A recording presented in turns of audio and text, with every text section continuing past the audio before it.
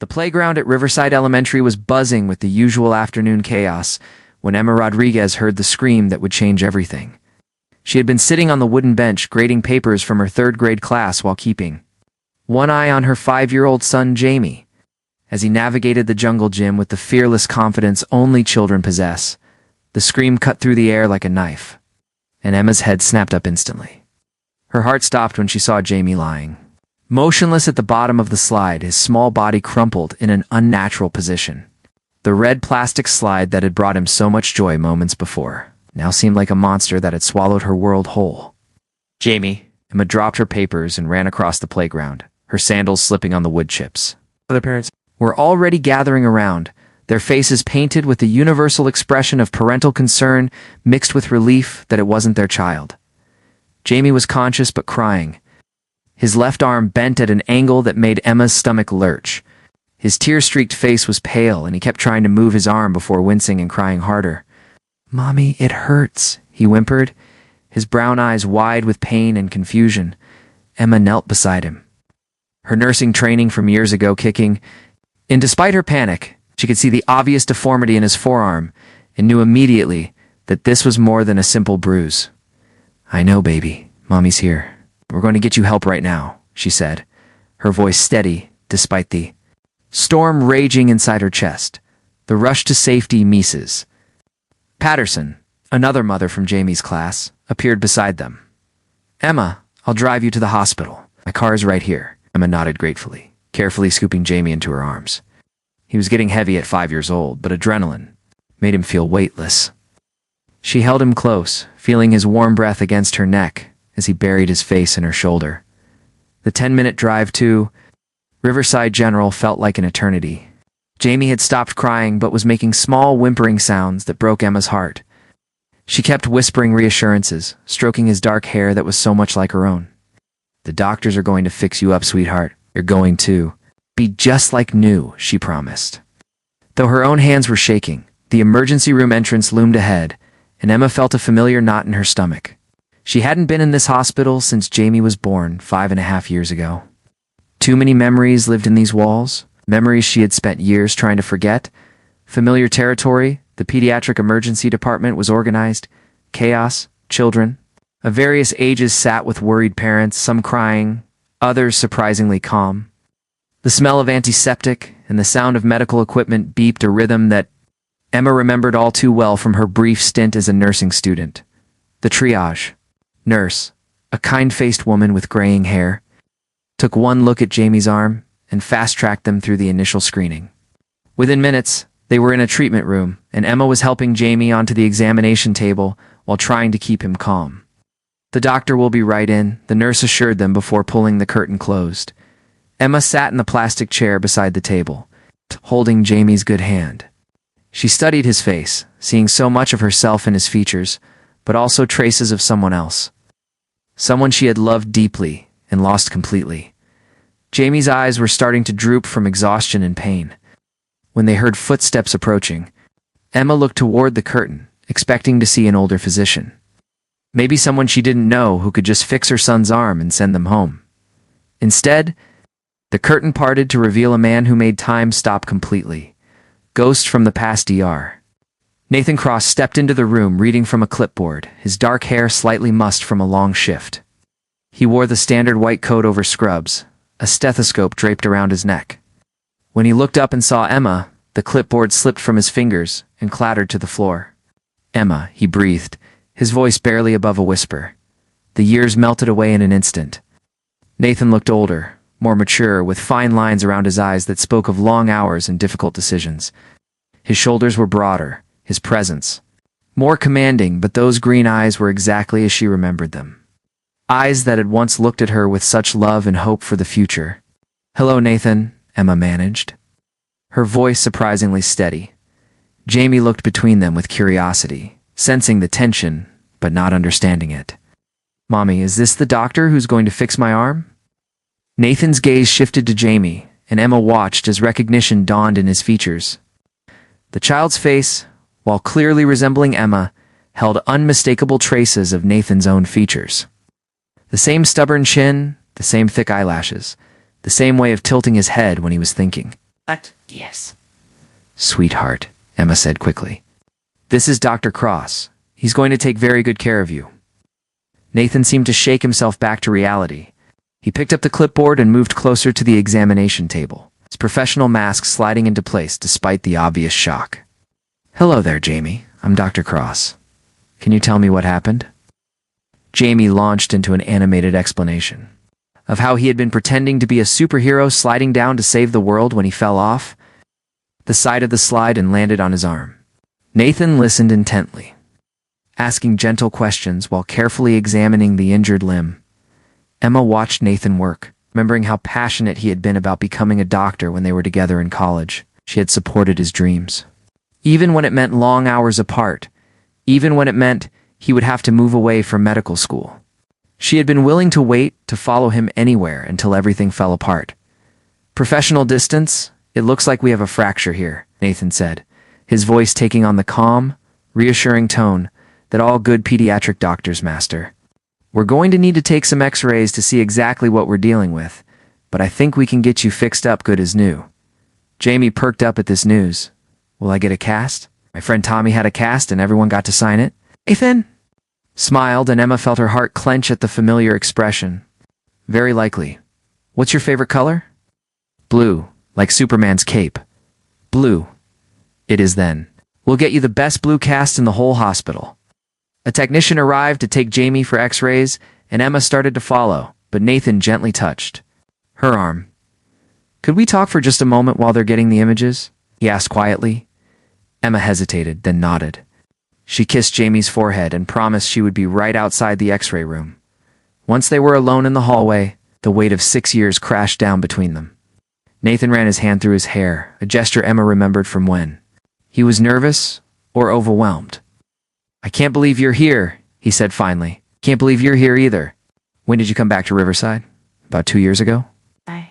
I finished my residency in pediatric emergency medicine, and they offered me a position here. He paused, studying her face. You look good, Emma. Really good? She felt heat rise in her. Cheeks, thank you. You look good too. Became exactly what you wanted to be. An awkward silence stretched between them, filled with all the words they had never said to each other. Nathan started, then stopped, seeming to struggle with the question. Emma knew what he was asking, and her heart began to race. She had rehearsed this moment in her mind 1,000 times over the years, but now that it was here, she felt completely unprepared. Nathan, Dr. Cross? The technician's voice interrupted them. We're ready for you to look at the x-rays. Nathan nodded, his eyes never leaving Emma's face. We'll continue this conversation after I take care of Jamie, okay? Emma nodded, not trusting her voice. The diagnosis the x-rays showed a clean break in both the radius and ulna bones of Jamie's left forearm. Nathan explained that it was a common childhood injury, and that with proper casting and care, it would heal completely in about 6 weeks. Jamie was fascinated by the x-ray images, asking dozens of questions about bones and how they healed. Nathan answered each one patiently. His natural way with children evident in every interaction, Emma watched the two of them together, felt a mixture of joy and terror. Jamie was responding to Nathan in a way that seemed almost instinctive, as if some part of him recognized a connection he couldn't understand. The casting process took about 30 minutes. Nathan worked carefully, wrapping Jamie's arm in the bright blue material while telling him stories about other brave children he had treated. Jamie hung on every word, completely charmed by the doctor's attention. There we go, Superman, Nathan said as he finished the cast. You're all set to save the world again, but maybe stick to ground-level rescues for a while. Jamie giggled and examined his new blue armor with obvious pride as they prepared to leave. Nathan handed Emma a card with his direct number written on the back.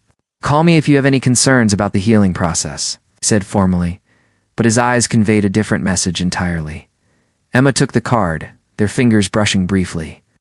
The contact sent electricity through her entire body, just as it had years ago. Thank you for taking such good care of him, she said. Nathan glanced at Jamie, who was showing his cast to a passing nurse, then back at Emma. He's an amazing kid, he said quietly. You've done a wonderful job raising him. The praise should have felt good, but instead, It made Emma's chest tight with guilt and regret. As they walked toward the exit, Jamie turned and waved at Nathan with his good arm. By Dr. Cross. Thanks for my supercast. Nathan waved back, but his eyes were on Emma, full of questions that demanded answers. Emma knew this wasn't over. In fact, it was just the beginning of a conversation that would change all their lives forever. 3 days after the hospital visit, Emma's phone buzzed with a text message that made her hands tremble. It was from Nathan. Can we meet? There are things we need to discuss. Jamie deserves the truth. Emma stared at the message while Jamie played quietly in the living room, his blue cast already decorated with stickers and drawings from his classmates. She had been dreading this moment since they left the hospital. Knowing that Nathan's sharp mind would put the pieces together, her best friend Maria knocked on the door just as Emma was trying to figure out how to respond. Maria had been Emma's anchor through everything: the pregnancy, the birth, the sleepless nights, and all the moments when Emma wondered if she had made the right choice. You look terrible, Maria said bluntly as she entered, carrying coffee and pastries from their favorite bakery. Have you been sleeping at all? Emma shook her head, sinking onto the couch. He knows Maria. I could see it in his eyes at the hospital. Nathan knows Jamie is his son. Maria sat beside her, wrapping an arm around Emma's shoulders. Maybe it's time. You've carried this secret for 6 years. Don't you think Nathan has the right to know he's a father? What about Jamie's right too? Have a stable life? Emma countered, tears threatening to spill. Nathan left once. He chose his career over us. What happens when he decides medicine is more important than being a father? The coffee shop confrontation against her better judgment, Emma agreed to. Meet Nathan at Riverside Caf, a small place downtown where they used to study together in college. She arranged for Maria to watch Jamie. Telling him only that Mommy had to run an errand, Nathan was already there when she arrived. Sitting at a corner table with 2 cups of coffee, he stood when he saw her, and Emma was struck again by how much he had changed. There was a confidence about him now, a sense of purpose that came from years of saving lives and making difficult decisions. Thank you for coming, he said as she sat down. Emma wrapped her hands around the warm mug, using it as an anchor. Nathan, before you say anything, I want you to understand that I did what I thought was best. For who? His voice was gentle but firm. Because from where I'm sitting, it looks like you made a decision that affected all 3 of us without giving me a choice. The hurt in his eyes was almost unbearable. Emma had imagined this conversation countless times, but she had never fully prepared for the pain she would see in Nathan's face. You had already made your choice, she said quietly. You chose medical school. You chose a future that didn't include me. Nathan leaned forward, his hands flat on the table. Emma, I was 22 years old and terrified. Thought I was doing the right thing by focusing on my studies, by not asking you to wait for me while I figured out my life. I never stopped loving you. The admission hung between them like a bridge neither was sure they should cross. The truth unfolds. When did you find out you were pregnant? Nathan asked. Emma's voice was barely above a whisper. 2 weeks after you left for medical school. Kept thinking I should tell you, but every time I called you sounded so stressed, so overwhelmed. You talked about how demanding the program was, how you barely had time to sleep. How could I add a baby to that? So you decided for both of us. I decided to protect you from having to choose between your dreams and your responsibilities. And I decided to protect Jamie from having a father who might resent him for derailing his career. Nathan was quiet for a long moment, processing her words. When he spoke again, his voice was thick with emotion. Do you know what the hardest part of medical school was? It wasn't the long hours or the difficult cases. It was going to bed every night knowing I had lost the best thing that ever happened to me. It was wondering if you were happy, if you had found someone else, if you ever thought about what we could have been. Emma felt tears sliding down her cheeks. I thought about it every day, especially when Jamie started asking questions about his father. What did you tell him? That his daddy lived far away and couldn't be with us, but that he would have loved Jamie very much if he could have stayed. Nathan's composure finally cracked. He put his head in his hands, his shoulders shaking slightly. I've missed everything. His first steps, his first words, birthdays, bedtime stories. I've missed 5 years of my son's life. A father's awakening that evening. Nathan sat in his apartment, staring at a photo he had taken from his phone during Jamie's treatment. In the picture, Jamie was grinning despite his pain, showing off his blue cast like it was a trophy. Could see himself in the child's smile, in the way he held his head, in the curiosity that sparked in his eyes. His colleague, Dr. Sophia Chen, found him there when she stopped by to drop off some case files. "You look like someone who just discovered he won the lottery and lost his wallet at the same time," Sophia observed, settling into the chair across from him. Nathan and Sophia had worked together for 2 years and had developed a close friendship, built on mutual respect and shared dedication to their young patients. She was one of the few people who knew about his past relationship with Emma. "Remember Emma? The woman I told you about from college?" Nathan said without looking up from. "The photo? The one who got away?" "She didn't get away. She came to the ER 3 days ago with her son." "Sophia, he's my son. I know it sounds crazy, but when I looked at him, it was like looking at myself at that age." Sophia studied the photo over his shoulder. "Have you talked to Emma about it?" "We met today. She confirmed what I already knew in my heart." Nathan set the phone down and looked at his friend. "I don't know how to be a father, Sophia. I don't know how to be part of a family. The same way you learn to be a doctor," she said simply. "One day at a time, with lots of mistakes, and hopefully more successes than failures." The medical perspective, meanwhile, Emma was having her own crisis of conscience.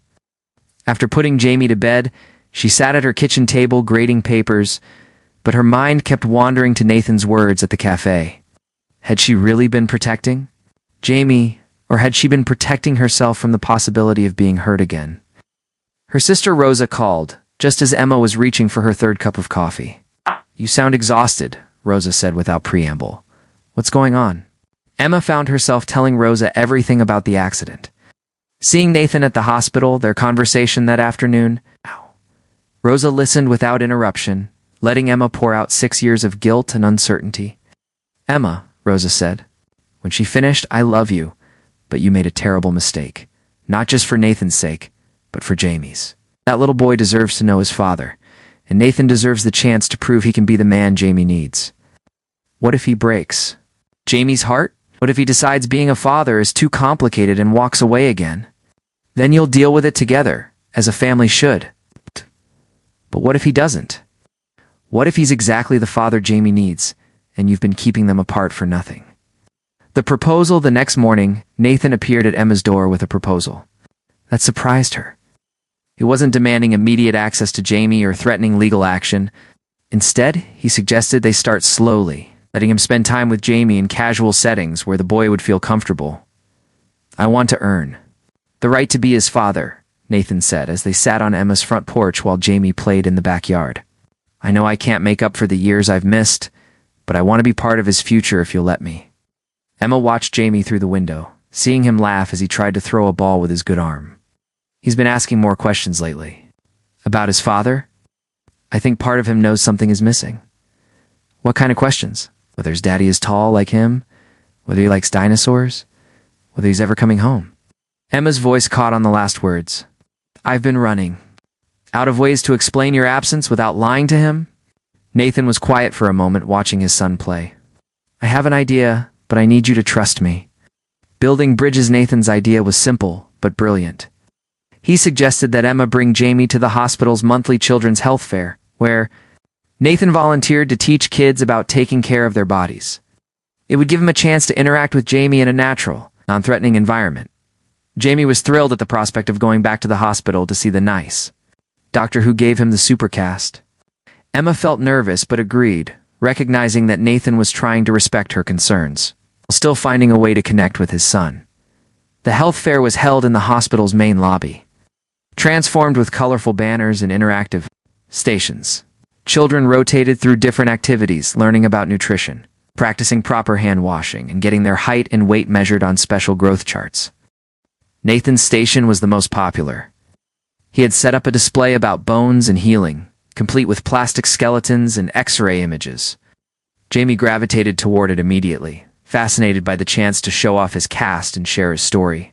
With other children, Emma watched from a distance as Nathan knelt down to Jamie's level, explaining how bones grew stronger after they healed. There was something natural about their interaction, as if some invisible thread connected them beyond genetics. "He's good with him," Dr. Sophia Chen said, appearing beside Emma. "Nathan's been talking about your son nonstop since the accident. I don't think I've ever seen him this invested in anything outside of medicine." Emma turned to study the woman beside her.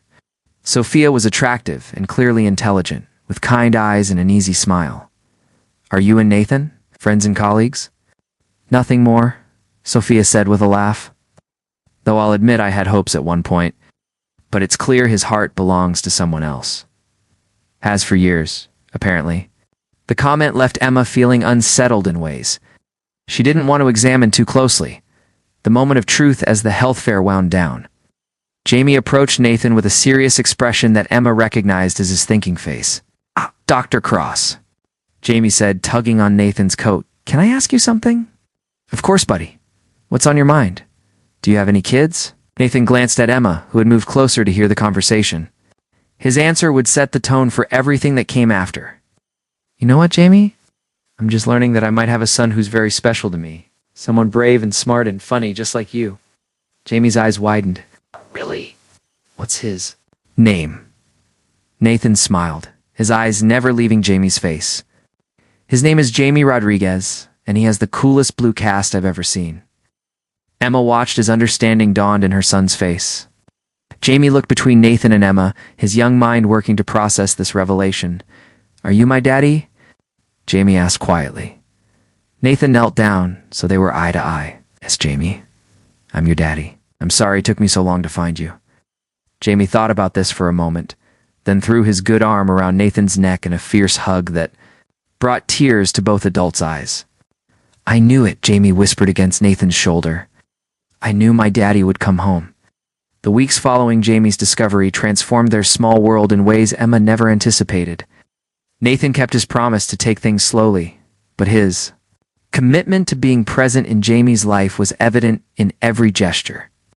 He showed up to Jamie's soccer practice, learned the names of all his favorite dinosaurs, and spent Saturday mornings teaching him to throw a football with his good arm. Emma found herself caught between gratitude and fear. Nathan was everything. She had hoped he would be as a father, patient, engaged, and genuinely delighted by his son's company. But she couldn't shake the worry that this happiness was temporary, that something would happen to shatter the fragile family they were building. Tess came sooner than expected when Nathan's mother, Helen Cross, announced she was coming for a visit. Helen had never approved of Emma during their college relationship, viewing her as a distraction from Nathan's studies.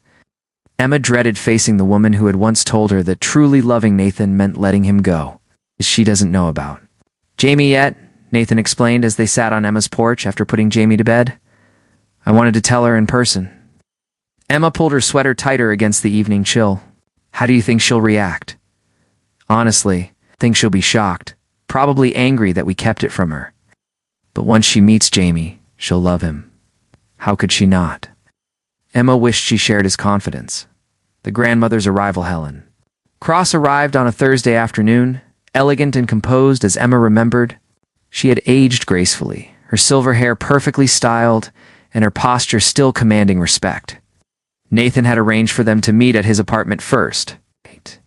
Wanting to break the news privately, Emma waited at home with Jamie, who was excited about meeting his grandmother, but didn't fully understand the complexity of the situation.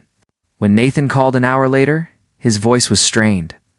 "How did it go?" Emma asked. "She wants to meet you both tonight, Emma. She's processing. This is a lot for her to take in." That evening, Emma dressed Jamie in his nicest shirt and tried to prepare him for meeting Nathan's mother. She explained that Grandma Helen might seem serious at first, but that she loved Nathan very much and would love Jamie too. Nathan's apartment was immaculate, clearly prepared for his mother's visit. Helen sat in the living room, her back straight and her hands folded in her lap. When Emma entered with Jamie, Helen's composure cracked for just a moment as she took in the child's appearance. "My goodness," she whispered, "he looks just like Nathan did at that age." Jamie, unaware of the tension in the room, walked directly to Helen with the fearless curiosity of childhood. "Hi, Grandma Helen. Daddy says you live far away. You like dinosaurs?" "I have a triceratops, that's my favorite." Helen's careful reserve melted as Jamie climbed onto the couch beside her and began showing her his cast, now covered with signatures and drawings from friends and classmates. Emma watched as the older woman's face softened, her questions becoming genuinely interested rather than politely distant. Family dynamics later, after Jamie had fallen asleep on Nathan's couch, Helen and Emma found themselves alone in the kitchen, while Nathan carried their son to the bedroom. "I owe you an apology," Helen said without preamble. "Years ago I said some things to you that were unfair and unkind.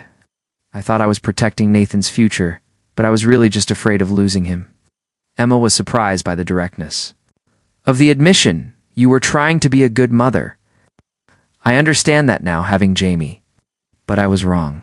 And because of my interference, because of the pressure I put on Nathan to focus solely on his career, I missed the first 5 years of my grandson's life. We all did." Helen's voice carried genuine regret, and Emma felt some of the old resentment begin to dissolve. "Jamie is a wonderful boy," Helen continued. "You've raised him beautifully, Emma. Nathan tells me you've been doing it alone all this time. I had help from my family and friends, but yes, it's been just Jamie and me." Helen studied Emma's face carefully. "Do you still love my son?" The question caught Emma off guard. She'd been so focused on Nathan's relationship with Jamie that she hadn't allowed herself to examine her own feelings for him. "I never stopped loving him," Emma admitted quietly. "But love isn't always enough. We're different people now than we were in college, are you? Because from what I've observed tonight, you two still look at each other the same way you did 6 years ago." The DNA test decision, despite the obvious family resemblance and Emma's confirmation, Nathan suggested they do a DNA test to make everything official. It wasn't that he doubted Jamie was his son, but he wanted legal documentation for things like insurance, medical decisions, and potential custody arrangements down the line. Emma agreed. Though the clinical nature of the process felt strange after the emotional revelations of recent weeks, they went to Nathan's hospital, where a simple cheek swab from both Nathan and Jamie provided the necessary samples. "How long until we get results?" Emma asked the lab technician. "Usually 3 to 5 business days for paternity testing," the woman replied. Dr. Cross requested a rush, so probably by Monday. Jamie, who had been fascinated by the swabbing process, asked if this meant he was going to be extra official as Nathan's son. Nathan laughed and assured him that he was already as official as anyone could be. Rosa's prospective Emma's sister Rosa arrived that weekend for her monthly visit, bringing her usual blend of practical advice and sisterly concern. She had been Emma's strongest supporter during the pregnancy and Jamie's early years, and Emma valued her opinion above almost anyone else's. Rosa took one look at Nathan playing catch with Jamie in the backyard and pulled Emma aside. "Okay? I need to know what you're thinking," Rosa said as they watched through the kitchen window, "because that man is clearly head over heels for both of you, and you look happier than I've seen you in years." Emma sighed, leaning against the counter. "I'm terrified, Rosa. What if this is just novelty for him? What if the reality of being a parent every day, dealing with tantrums and sick days and homework battles, is more than he bargained for? If it's not, what if he's exactly the partner and father you and Jamie need? I can't risk Jamie getting hurt. He's already so attached to Nathan. If this doesn't work out..." Rosa turned from the window to face her sister directly. "Emma, you can't protect Jamie from every possible hurt in life. But you can give him the gift of a father who loves him. Look at them together. That's not obligation or guilt. It's pure joy." The DNA test results arrived on a Tuesday morning via secure email. Nathan called Emma immediately, though they both knew what the results would say. 99.99% probability of paternity, Nathan said, and Emma could hear the smile in his voice. "Jamie is officially, scientifically, legally my son. A. Decided to share the news with Jamie together, though they kept the explanation simple.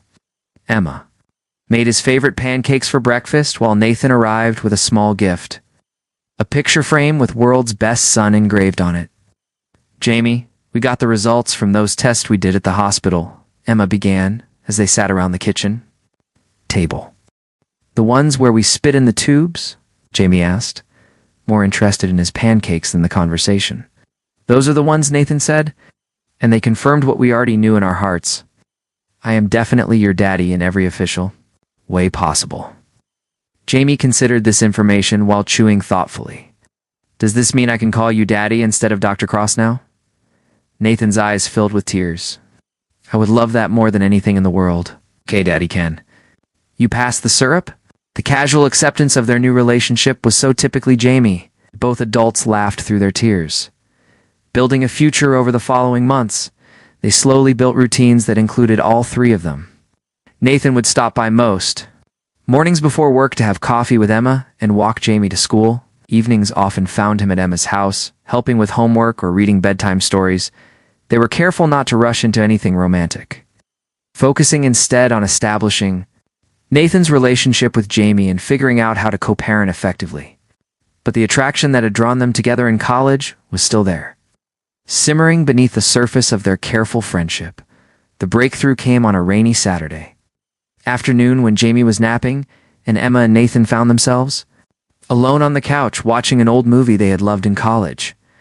Without thinking, Emma curled up against Nathan's side, and he wrapped his arm around her shoulders.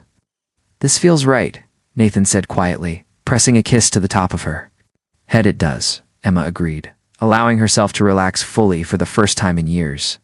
But I'm still scared. So am I, but maybe we can be scared together this time, instead of running away from each other. The proposal 6 months after that first day in the emergency room, Nathan had become a fixture in their lives. He attended parent-teacher conferences, took Jamie to his soccer games, and spent most weekends helping Emma with household projects while Jamie supervised from his perch on the couch. Emma's birthday fell on a Thursday. Nathan offered to cook dinner for the three of them. She came home from work to find candles lit, flowers on the table, and the smell of her favorite pasta dish filling the air. "What's all this?" she asked, hanging up her coat. "Daddy said it was your birthday, and we needed to make it special," Jamie announced, running to hug her legs. "I helped make dessert." During dinner, Nathan seemed nervous in a way that made Emma's heart race. When they finished eating and Jamie went to play in the living room, Nathan reached across the table and took Emma's hands. "Emma, these past months have been the happiest of my life. Not just because I found out I'm Jamie's father, but because I got a second chance with you." He pulled a small box from his pocket, and Emma's breath caught. "I know we're doing this backward. Usually people get married before they have children together. But I love you, and I love Jamie, and I want us to be a real family. Will you marry me?" Emma stared at the ring, a simple, elegant solitaire that was exactly her style, and felt tears streaming down her face. "Yes," she whispered. "Yes, absolutely." "Yes," Jamie's voice carried from the living room. "Did she say yes, Daddy? Can I come see the ring now?" He laughed as Jamie barreled into the kitchen, climbing onto Emma's lap to examine the engagement ring with scientific interest. "Does this mean you're going to live here all the time now, Daddy?" Jamie asked. "If that's okay with you," Nathan replied. "It's definitely okay with me. Can we get a dog too?" The wedding, they were married 3 months later in a small ceremony at the Riverside Community Center, with close family and friends in attendance. Jamie served as ring bearer, taking his job very seriously and walking down the aisle with careful, measured steps. Emma wore a simple white dress that made her look radiant, and Nathan couldn't take his eyes off her as she walked toward him. When the officiant asked if anyone objected to the union, Jamie raised his hand and announced, "I object to not having cake yet," which broke the tension and had everyone laughing. During their vows, both Emma and Nathan referenced their journey back to each other and their commitment to being the family Jamie deserved. There wasn't a dry eye in the house when Nathan promised to love Emma through emergency rooms and everyday moments, through the chaos of parenting and the quiet of growing old together. After the ceremony, as they danced to their first song, as a married couple, Emma marveled at how perfectly everything had worked out. "No regrets?"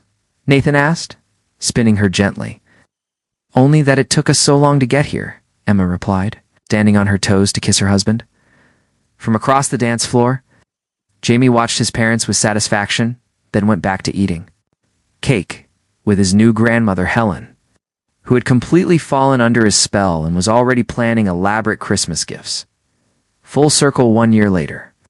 Emma sat in the same emergency room where their story had begun, but this time she was there as Nathan's wife, bringing him coffee during a particularly busy shift. Jamie, now 6.5, was at school, his broken arm long healed, and his cast a distant memory. Dr. Cross, one of the nurses called. We have a pediatric fracture coming in. Playground accident. Emma watched Nathan spring into action, grabbing his stethoscope and heading toward the treatment rooms. He paused at the door and looked back at her. See you at home tonight? He asked, his eyes warm with love and contentment. We'll be waiting, Emma replied, her heart full of gratitude for the accident that had brought them back together, as Nathan disappeared into the treatment room to help another family in crisis. Emma reflected on how dramatically their lives had changed. Jamie now had a father who adored him. Emma had the love she had never stopped hoping for. And Nathan had the family he never knew he was missing. Sometimes the best things in life came from the most unexpected places. Had to break something before it could heal stronger than before. And sometimes, if you were very lucky, love really did find a way to bring you home.